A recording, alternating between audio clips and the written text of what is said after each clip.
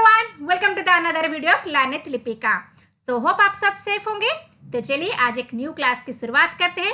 सो आज के क्लास में मैं जो प्रीवियस ईयर क्वेश्चन है उसको सॉल्व करेंगे, उसको डिस्कस करेंगे, क्योंकि आगे जो आने वाले हैं उड़ीसा के जो एसएसबी पीजीटी आने वाली है तो ये आपके लिए बहुत हेल्पफुल होगी। एंड जो एसएसबी लेक्चरशिप अभी निकला है उनके लिए भी हेल्पफुल होगी।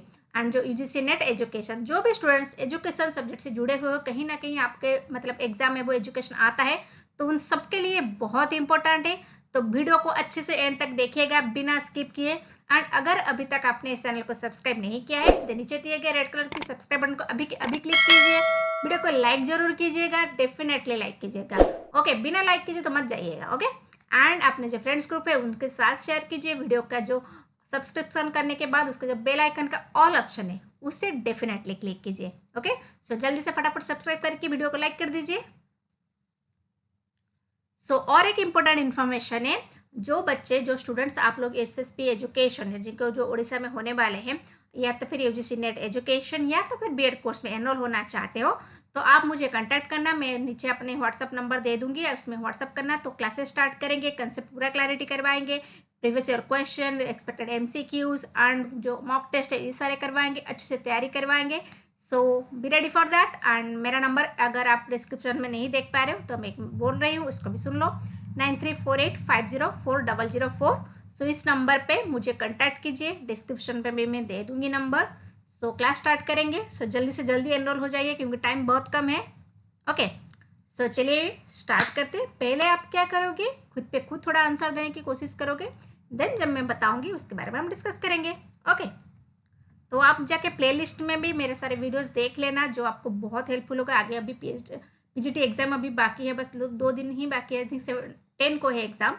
सो बस उसके लिए भी रेडी हो जाइए, और जो एसएसबी आने वाले लेक्चर उसके लिए भी रेडी हो जाइए। ओके, सो प्लेलिस्ट में जाके और सारे वीडियोस भी देख लीजिएगा। So yes, the question you have to solve. So the first question is the common feature of Hinduism, Buddhism and Jainism is belief about। तो क्या है जो Buddhism, Jainism and Hinduism believe करते हैं, कौन सा कॉमन फैक्टर है? The unreality of the world, the existence of god, the soul, the karma and rebirth. क्या है पहले आप बताइए आंसर।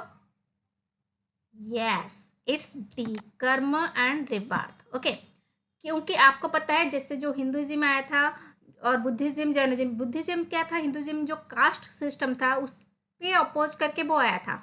लेकिन कर्म एंड रिवर्थ ये एक चीज़ है जिसको सब ने बिलीव किया था, क्योंकि बुद्ध भी मानते थे कर्म करो तो आपकी कर्म के हिसाब से आपकी फल मिलता है। एंड हिंदुइज्म भी वही बिलीव करता है, तो आपने गीता में तो पढ़ा है, तो वो कर्म को ही प्रायोरिटी देते थे। जैनिज्म भी कर्म एंड रिवर्थ, रिवर्थ यानी जहाँ पे पुनर्जन्म की बात हो, अगर आपकी कर्म अच्छा हो या कर्म बुरा हो उसी के हिसाब से आपका जो पुनर्जन्म है उसी मतलब पुनर्जन्म के कर्म का भी फल मिलता है। एंड इस जन्म में भी आप जो करते हैं वो आपका होता है पुनर्जन्म। तो ये एक पुनर्जन्म का कंसेप्ट। और फिर इस बार आप जन्म लिए तो अगले बार आप जन्म लोगे, एक होता है हमारे यह बिलीव कि इंसान जन्म लेता है, तो ये रहेगा। देन नेक्स्ट,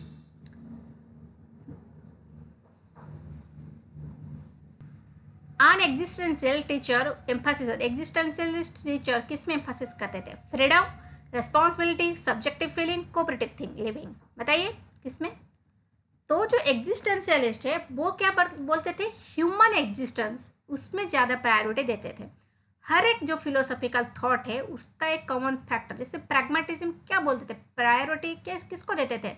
जो प्रयोजन में हो, लॉ ऑफ यूटिलिटी। तो सेम रियलिस्टिक किसको देते थे? यस, सेंसेस को देते, जो रियल जो अभी आप देख रहे हो वो है। आइडियलिज्म आइडिया को देते थे। सिमिलरली एग्जिस्टेंशियलिज्म किसको फोकस करते थे? ह्यूमन एग्जिस्टेंस को, ह्यूमन को प्रायोरिटी देते थे। सो जहाँ पे ह्यूमन आता है, ह्यूमन की आइडेंटिटी, उसकी इंटरेस्ट, उसको प्रायोरिटी देना होता है। तो क्या क्या आता है? Yes, freedom, then yes subjective feeling. Option देखिए,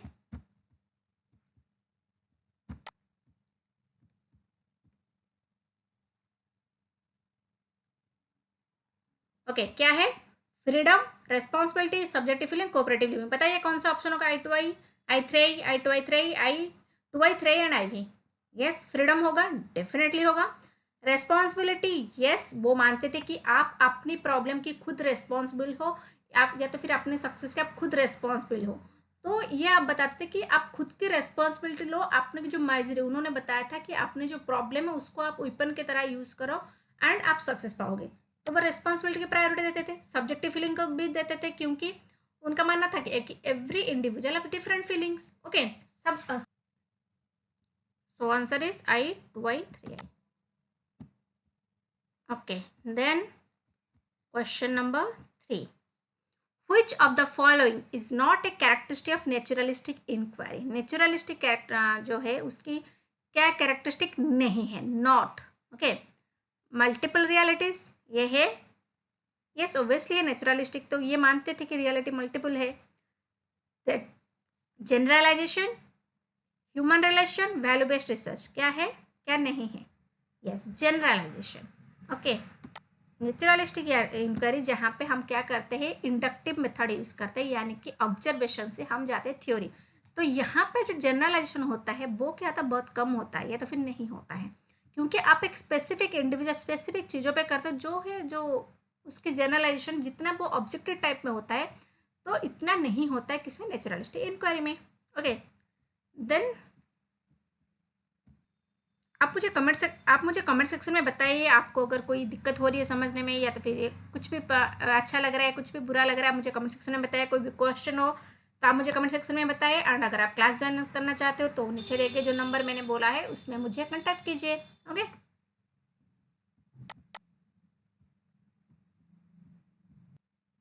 so next question is, which one of the following schools of philosophy believes that reality is a mental function rather than physical one? तो बताइए क्या होगा answer, pragmatism, idealism, naturalism, realism.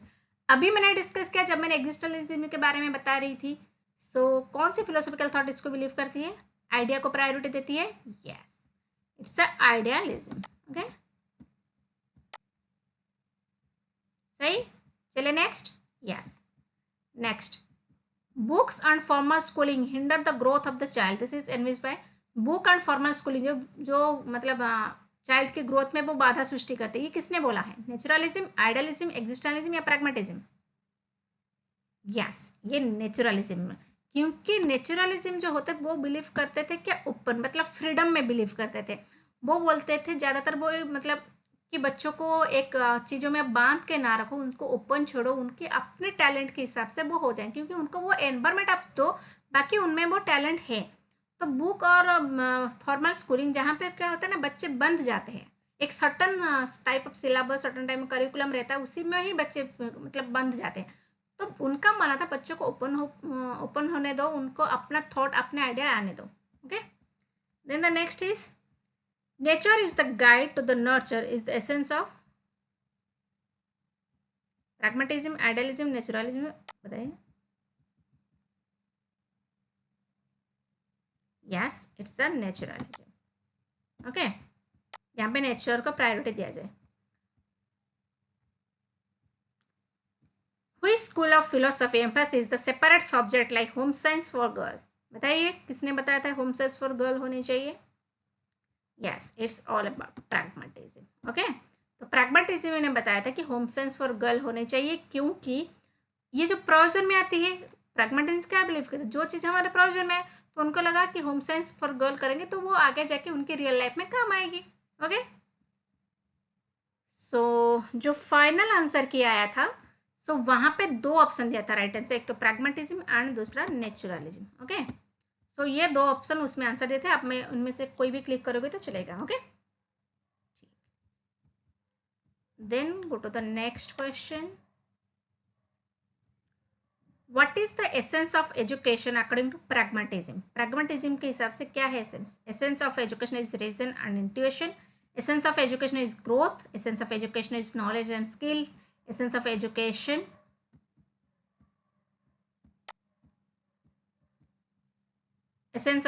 is choice। बताइए क्या है? yes, its essence of education is growth। तो answer क्या है? essence of education is growth। Okay, क्योंकि प्रैग्मेटिज्म क्या बोलते थे, चेंजेबल होना चाहिए, तो चेंजेबल जब होगी तो सोसाइटी चेंजेबल, तो हमको क्या करना है, चेंज होना चाहिए, ग्रोथ होनी चाहिए। एजुकेशन का मेन है कि ग्रोथ होना चाहिए, न्यू सोसाइटी, न्यू नीड बच्चों की, इसके हिसाब से ही हमारा क्या एजुकेशन सिस्टम चेंज होना चाहिए, ग्रोथ होना चाहिए उसकी।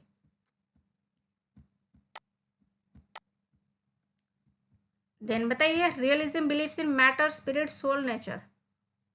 Very easy question. Yes, it's a matter, यानी कि जो दिखता है वो उन्हीं में ही बिलीव करते थे, मैटरलिस्टिक चीजों में।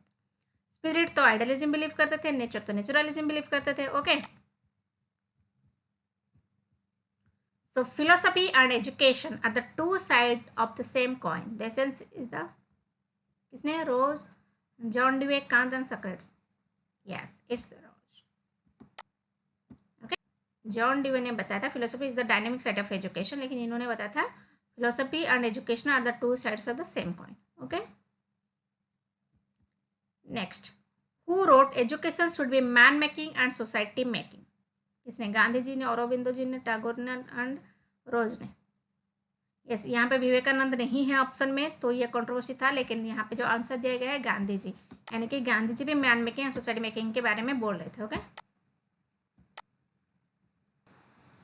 ओके, मैं काम करती हूँ यहाँ से, इसके बाद ये देन 13 ऐसे ऐसे करके सॉल्व करके चाहती हूँ। So education is a tripolar process, this is idea is association with Dewey, Tagore, Krishnamurti, Rousseau. बताइए किसने बताया था education is a tripolar process. Yes, it's a John Dewey. Okay,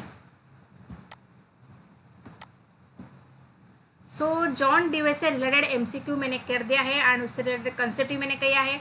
सो आप जाके अभी वो वीडियो देख लेना, क्योंकि ये जो टॉपिक है ये यूजीसी नेट में भी है, आपके एसएसबी एग्जाम में भी है, तो हर जगह ये टॉपिक है।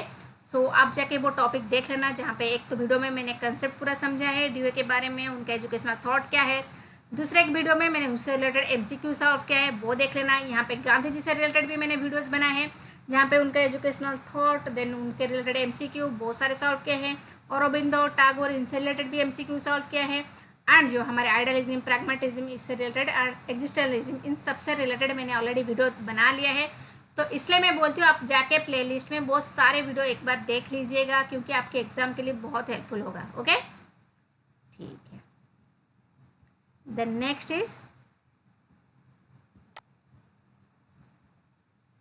सो next is who said education as such has no aim. जिसके एम नहीं है, किसने बताया था? Yes, it's all about Dewey. Okay, क्योंकि वो प्रैग्मेटिज्म में बिलीव करते थे। प्रैग्मेटिज्म क्या बिलीव करते थे? चेंजेबल थिंग में बिलीव करते थे कि not a fix thing, everything is changeable, so aim should be change. Okay, so that's why Dewey. Then the question is, education begins with birth and the proper nurse is the mother is written by, किसने बोले थे ये? yes, it's all about Rousseau. Okay, so Rousseau, क्योंकि Rousseau जो थे वो naturalism थे, तो नेचुरलिज्म के अंडर ये आता है कि मदर और को प्रायोरिटी देते थे। सो ये जो आंसर है मैं ऑफिशियली आंसर के हिसाब से आपको दे रही हूँ। सो अगर आपको कोई डाउट है आप मुझे डिस्कस कर सकते हैं, आप मुझे कमेंट सेक्शन में भी बताइए कोई अगर क्वेश्चन समझ में नहीं आ रहा है। Okay, so next is education is the drawing out of the best in child and man. This best has 3 factor। बताइए कौन से जो बेस्ट, पहले मुझे कमेंट सेक्शन में आप ये बताइए जो डेफिनेशन है ये मतलब किन्होंने दिया था।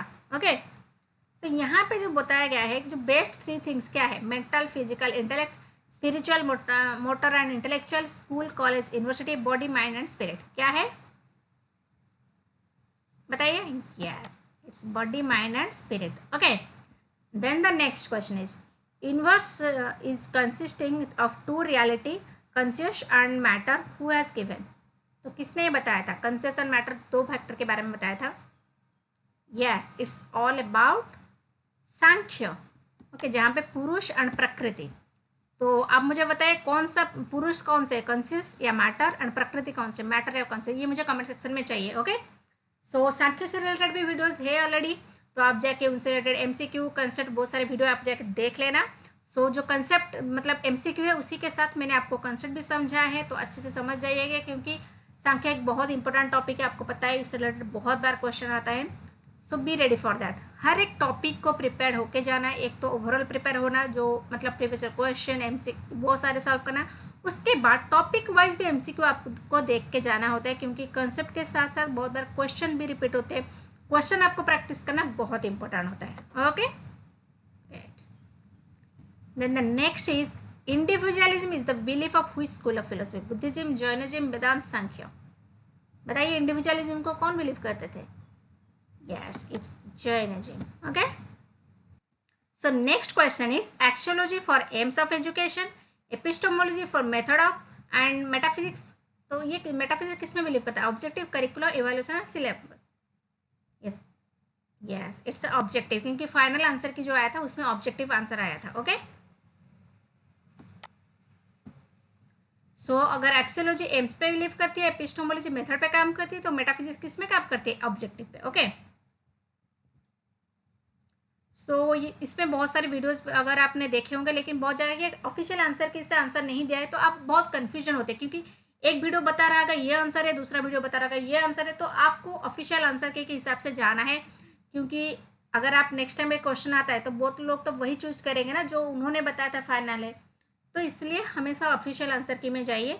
सो ये मेरा जो आंसर है ये ऑफिशियल आंसर के हिसाब से ही है. So be ready for that, be prepare for that. Okay, then the next question is the branch of philosophy dealings with knowledge.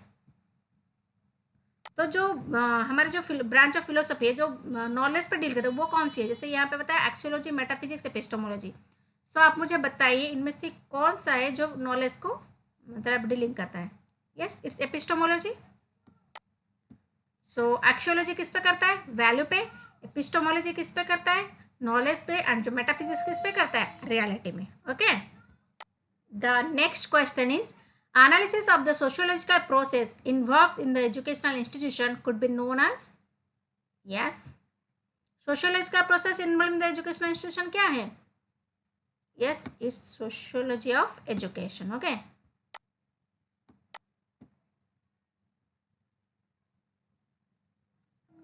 तो जहाँ पे sociological process educational institution involve हो उसे बोलते हैं हम सोशियोलॉजी ऑफ एजुकेशन. जहाँ पे हम सोशियोलॉजी के जो थ्योरी है उसको हम एजुकेशनल फील्ड में अप्लाई करते हैं उसको बोलते हैं हम एजुकेशनल सोशियोलॉजी. ये दो चीज़ हमेशा याद रखना है. कन्फ्यूजन बहुत सारे बच्चों को इसी में होते हैं कि सोशियोलॉजी ऑफ एजुकेशन क्या है एंड एजुकेशनल सोशियोलॉजी क्या है. तो सोशियोलॉजी ऑफ एजुकेशन क्या है? सोशियोलॉजी का process involve in the educational institution. Okay, so the next question is the book entitled Principle of Sociology was authored by. yes, it's Herbert Spencer. Okay, क्योंकि ये एक factual question था. सो देखिए तो क्या है principle of sociology? Is a Herbert Spencer. Then the next question is the most powerful agency of social change क्या है? National calamity and national army, family and school, parents and management, school management and policy maker. तो ये सारे agent है social change के, लेकिन most powerful बताया गया है. क्या मोस्ट पावरफुल क्या है? Yes, family and school. ये सबसे पावरफुल है क्योंकि फैमिली फर्स्ट स्कूल है जो जिससे आप सीखते हो सोसाइटी पे मतलब कैसा करना है, कैसे एडजस्ट करना है. देन स्कूल पे आप सीखते हो. Okay, then which is not a process of social change? Not a process. Okay, तो इंडस्ट्रियलाइजेशन ये है प्रोसेस सोशल चेंज. यस होता है, डेफिनेटली होता है, क्योंकि इंडस्ट्रियलाइजेशन की वजह से लोगों के जो जॉब में जो मतलब इनकम में वो चेंजेस आया है. तो सेकुलरिज्म क्या ये है social change? Socialisation, modernisation? Yes, not. It's a secularism. Okay, so the next question is which is not a criteria used constantly placing people in a particular social class. तो इनमें से क्या है जो पीपल को एक सोशल क्लास में नहीं रखते? जैसे race, religion, knowledge and wealth. क्या होगा आंसर? यस, ये आंसर नॉलेज है, क्योंकि आपने बहुत बार देखा होगा, बहुत सारे वीडियोस में हो गया या तो फिर गूगल पे भी आप ये क्वेश्चन मतलब सर्च करो, बहुत बार चेंज होकर क्वेश्चन आता है. किसी पे नॉलेज देता है, किसी पे रेस देता है. सो यहाँ पे जो ऑफिशियल आंसर की है उसने नॉलेज को आइडेंटिफाई किया है. So we have to go for knowledge. Okay, then the next is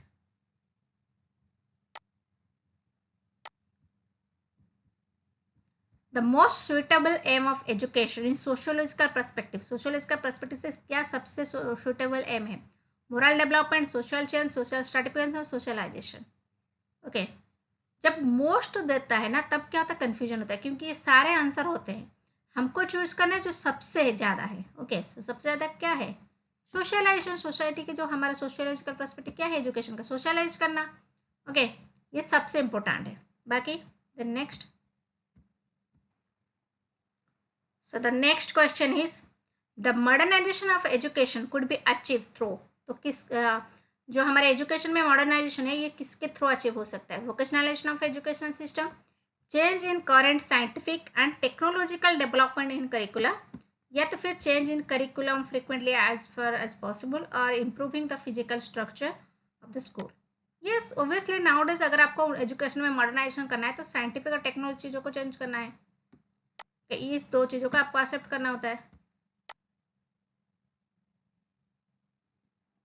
okay, सो जो new technology new scientific method है उसी पे आप काम करना, तो उसी को लेकर आप एजुकेशन में अप्लाई करना होता है। Okay,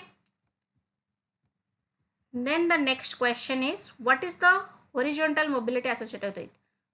Uplifting the same system, uplifting the upper stratum, change in stratification, consistency in stratification। क्या है हॉरिजॉन्टल की जब बात होती है तो क्या आती है सेम में, एंड जो वर्टिकल होती है जो हायर पे जाती है, मतलब नीचे से ऊपर की तरफ जाते हो, तो हॉरिजॉन्टल में क्या होता है, अगर आप मतलब आपकी जो मोबिलिटी है वो सेम पेस में होती है, operating the same pace. Okay, then which of the following mobility is not related to modernization? Modernization से रिलेटेड नहीं है कौन सी mobility? Yes, scientific mobility, social mobility, psychic mobility and physical mobility. It's a psychic mobility. Okay, then the next is, okay, so what change in education is necessitated by globalization? So globalization के द्वारा education में क्या changes आए हैं? So equality in education opportunity, modernization of education, vertical mobility, cultural diffusion. So यहाँ पे जो answer की है उन्होंने तीनों को लिया है A, B and D. Okay,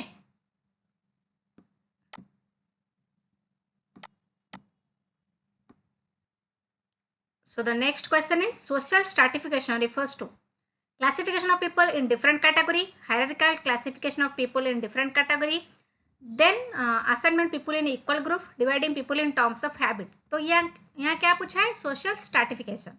सो स्ट्रैटिफाई क्या करना है हमको, क्या करना है, पीपल को कैटेगराइज वाइज स्टार्ट मतलब अलग अलग करना है सोसाइटी वाइज। तो hierarchical classification of people into different category. Yes, okay, then the next is, providing free and compulsory education for girls and socially disadvantaged section of society represent promoting talent of children of education, equity and equality in education, ensuring security of education, addressing diverse need of the education। क्या होगा answer? Okay, सो जो answer दिया गया है official answer में क्या है? Equity and equality in education. Okay, so free and compulsory education का क्या मोटिव था? Equity and equality in education, ताकि सारे बच्चे, सारे जो स्टूडेंट्स हैं उनको एजुकेशन मिल सके, irrespective of their caste or gender, anything। okay, every girl should have the ability, should have the right to get education। okay, ये क्या था कि जितने भी मतलब गर्ल्स हो, सोशल डिसएडवांटेज, सबको एजुकेशन मिले। यहाँ पे क्या होता है, irrespective of caste, class, gender, सबको मतलब जो एजुकेशन का उसका हक मिले। Okay, the next is,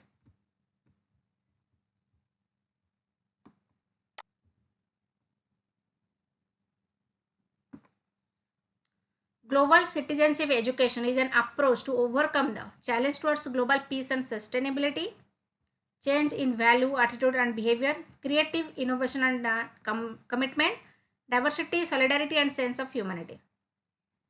So answer is A। okay, a challenge towards global peace and sustainability। okay, क्योंकि आपको ग्लोबल सिटीजनशिप मिलेगी तो ऑब्वियसली आपके में क्या होगा, पीस होगा, तो वॉर ही नहीं होगी, तो एक सस्टेनेबिलिटी आएगी एंड पीस रहेगी। This is all about then most basic principle of global citizenship education.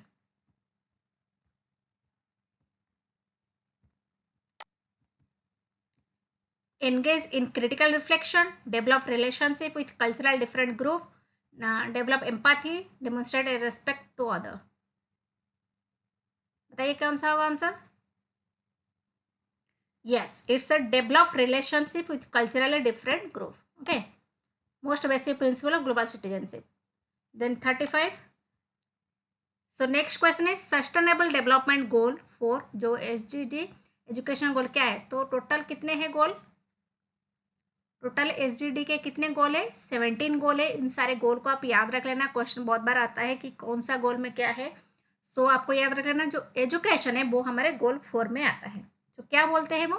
Free and secondary education for all, ये कहता है क्या गोल 4, या फिर equal access to equity pre primary education for all, या फिर equal access to technical and vocational education for all, या फिर ensure inclusive and equitable quality education and life long learning opportunity for all. तो goal 4 क्या बोलता है? Yes, it's option D. Okay, then the next is the most important aim of multiculturalism. तो क्या है most important aim? To promote understanding of unique culture and ethnic heritage, to promote the development of culturally responsible and responsive culture, to facilitate acquisition of attitude, skill and knowledge to function in various culture, या to eliminate racism and discriminate society। बताइए क्या होगा answer? So yes, यहाँ पे जो official answer है वो 2 को आंसर मानती है। सो एक तो to promote the understanding of unique culture and ethnic heritage, second is to facilitate acquisition of the attitude, skill and knowledge of function. So answer is A and C.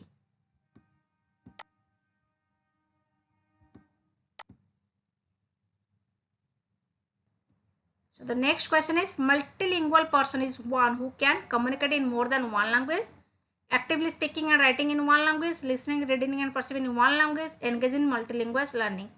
Yes, जो एक से ज़्यादा language में communicate कर पाए। So next is, the children with special need are those who have mental retardedness to make learning difficulties, physical disability to make learning difficulty, combination of disability to make learning difficulties। कौन सा होगा answer? It's a combination of disability to make learning difficulties. Okay,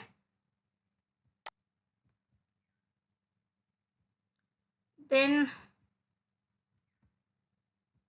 social change means change in manner in the society, change in educational process, change in culture and language, या फिर change in structure and function of societal institution। yes, social change का मतलब क्या है? जहाँ पे हमारे society के इंस्टीट्यूशन में चेंज, उसके स्ट्रक्चर में चेंज हो। Okay, so the next is, the child who read number wrongly was the following are disability: dyspraxia, dyslexia, dyspraxia and dyscalculia। जो उल्टा पढ़े, मतलब नंबर हो चाहे लेटर हो, उसको उल्टा पढ़े। ओके, डॉग को गॉड पढ़े, तो ये रहा डिसलेक्सिया। सो जो तारे जमीन वाले बच्चे को क्या होता? डिसलेक्सिया ही हुआ था। Okay, so next is, according to Piagetian theory which of the following is least related to the other 3? Adaptation, assimilation, accommodation and schema. इनमें से क्या लीस्ट रिलेटेड है इन तीनों में से? Yes, it's schema. Okay, schema is basic mental structure. उसके बाद उन्होंने ये तीनों के बारे में बताया था। असिमिलेशन कहाँ पे? न्यू इन्फॉर्मेशन ऐड करना। सो ये रहा। Then next is, which of the following theory would suggest most children are intelligent in one way or another? बताइए। Spearman G factor, Gardner multiple intelligence, Guilford structure of intelligence, Binet mental age of theory. Yes, उन्होंने बताया था intelligence is one way or another. क्योंकि intelligence क्या होता है? बताइए। सो क्यों? Intelligence is a one way or another, यानी कि इंटेलिजेंस के बहुत सारे तरीके होते हैं। वो कोई मतलब एक ही फिक्स नहीं होता है, बहुत टाइप की इंटेलिजेंस होती है। सो बच्चे इनमें होते हैं। तो ये क्या है आंसर? गार्डनर। तो गार्डनर ने 9 टाइप ऑफ इंटेलिजेंस के बारे में बताया था। सो वो 9 टाइप क्या है, कौन है, मतलब कौन सी इंटेलिजेंस है, तो ये मैंने ऑलरेडी वीडियो बना है, उसको भी जाके देख लीजिए, उसको भी तैयार होके जाइए। Okay, the next is, for Vygotsky which of the following concept appear central to learn? Disequilibrium, adaptation, culture and language, proximity. Yes, Vygotsky ने हमेशा कल्चर एंड लैंग्वेज को ही इंपॉर्टेंट दिया था, क्योंकि उन्होंने सोशियो कल्चरल थ्योरी था। वाइगर्स्के की theory का नाम क्या था? Social cultural theory. सो जहाँ पे उन्होंने कल्चर के बारे में बताया था, सोसाइटी के बारे में बताया था। तो कल्चर एंड सोसाइटी को कनेक्ट कौन करेगा? लैंग्वेज। सो जिन्होंने लैंग्वेज एंड कल्चर को ज़्यादा प्रायोरिटी दिया था। सो इससे भी वीडियो है, आप जाके वो वीडियो भी देख लीजिएगा। सारे प्ले लिस्ट में जाके सारी जो थ्योरीज है एंड जितने भी एजुकेशनल थॉट है, जो मतलब वेस्टर्न एजुकेशनल थॉट हो, इंडियन एजुकेशनल थॉट हो, उसको भी जाकर देख लीजिएगा। आगे आपके जो एग्जाम है उसमें बहुत हेल्पफुल होगा। Okay, then the next question is, which of the following theory believes in structure of intellect that involves 3 dimension: operation, content and product? तो इसके बारे में किसने बताया था? Operation, content and product. Yes, it's Guilford ने बताया था। ओके,